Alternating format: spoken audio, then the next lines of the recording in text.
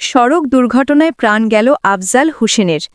জয়পুরহাট জেলার খেতলাল উপজেলায় একটি মর্মান্তিক সড়ক দুর্ঘটনায় প্রাণ হারিয়েছেন আফজাল হোসেন ৬২ নামের এক ব্যক্তি। শনিবার ১ অক্টোবর ২০২৫ দুপুর আনুমানিক ১টার দিকে উপজেলার বড়তারা ইউনিয়নের জয়পুরহাট টু বগুড়া মহাসড়কের নিমতলী এলাকায় এই দুর্ঘটনা ঘটে। নিহত আফজাল হোসেন উপজেলার শিশির নাজিরপাড়া গ্রামের মৃত আব্দুল গফুরের ছেলে ও নিমতলী বাজারের দ্বিজ ব্যবসায়ী জুয়েলের বাবা।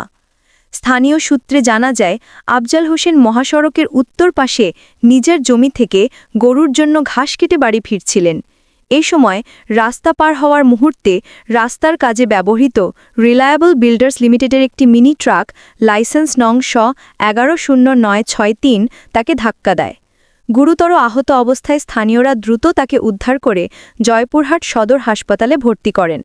প্রাথমিক চিকিৎসা শেষে অবস্থার অবনতি হলে কর্তব্যরত চিকিৎসক তাকে বগুড়া শহীদ জিয়াউর রহমান মেডিকেল কলেজ হাসপাতালে রেফার করেন, কিন্তু বগুড়ায় নেওয়ার পথেই তিনি মৃত্যুবরণ করেন।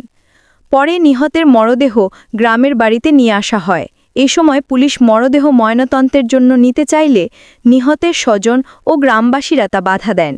তারা জানান, আমাদের কোনো অভিযোগ বা দাবি নেই, আমরা আইনগত ব্যবস্থা চাই না, শুধু মরদেহ দাফন সম্পন্ন করতে চাই। এদিকে দুর্ঘটনা ঘটানো মিনি ট্রাকটি এবং চালক মোহাম্মদ পিয়াজ হোসেন, পিতা দিলু, সাং বৈদ্যনাথপুর, থানা লালপুর, জেলা নাটোর, বর্তমানে খেতলাল থানা পুলিশের হেফাজতে রয়েছে। অপ্রত্যাশিত এই মৃত্যুর ঘটনায় নিহতের পরিবার ও গ্রামের শোকের ছায়া নেমে এসেছে। এলাকার মানুষ আফজাল হোসেনকে একজন শান্ত, সুবোধ ও পরিশ্রমী মানুষ হিসেবে জানতেন। হঠাৎ তার মৃত্যুতে পরিবার, আত্মীয় স্বজন ও গ্রামবাসীরা গভীরভাবে শোকাহত হয়েছেন। প্রতিবেদন এস এম মিলন, খেতলাল, জয়পুরহাট।